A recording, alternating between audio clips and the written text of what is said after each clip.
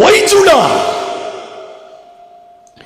ஆண்டவர் பாரப்படுத்தினதை நம்ம கற்றுக்கொள்ள முடியும். கை உயர்த்தி ஸ்தோத்திரம் பண்ணலாம் please. Without election, performance Bairstow, experience Bairstow, recommendation Bairstow அல்ல. ஆண்டவர் தம் மனதில் வைத்திருந்தது சொன்னார். யூதா எழுந்து புறப்பட கடவன். வேகமாய் திருப்பிக் கொள்ளலாம். ஆதியாகமம் 29:35. ஆதியாகமம் 29:35.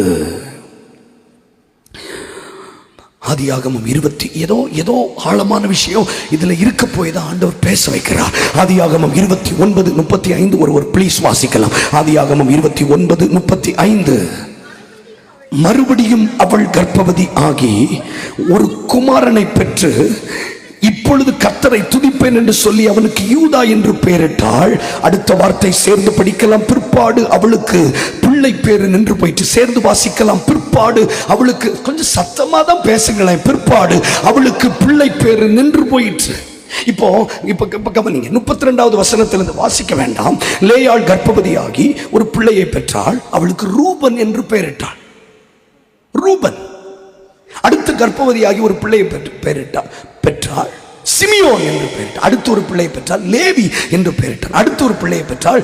யூதா என்று பெயரிட்டாள். ஆனால் யூதா பிறந்ததுக்கு பிற்பாடு அவளுடைய பிள்ளை பேரு நின்று போயிட்டு. சத்தமா சொல்லுங்க, she stopped bearing. சத்தமா சொல்லுங்க, she stopped bearing. அவளுடைய பிள்ளை பேரு நின்று போயிட்டு. இப்ப எல்லாம் நம்ம ஊர்ல என்ன சொல்லுவாங்க?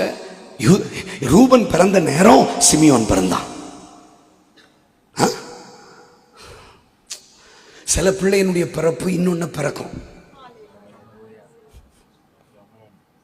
ஆனா சில பிள்ளையினுடைய பிறப்பு சிலதை நிறுத்திடும். இப்ப நமக்குள்ளே ஒரு கேள்வி கேட்கணும். என்னுடைய பிறப்பு பிறக்க வைக்குதா நிறுத்துதான்னு கேட்டா நிறுத்துறது தான் ஜாஸ்தி.